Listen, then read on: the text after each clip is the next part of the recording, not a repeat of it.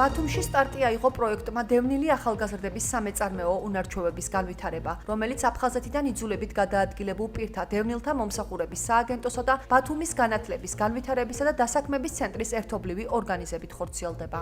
2 თვის განმავლობაში პროექტში მონაწილე დევნილ ახალგაზრდებს შესაძლებლობა ექნებათ განივითარონ სამეწარმეო და პრაქტიკული უნარჩვევები, თანამედროვე ინოვაციური მეთოდებითა და მიდგომებით შეიძინონ კონტაქტები, რაც ხელს შეუწყობს მათ ინტეგრაციას ადგილობრივ ეკონომიკაში და თანამშრომლობას დაინტერესებულ მხარეებთან.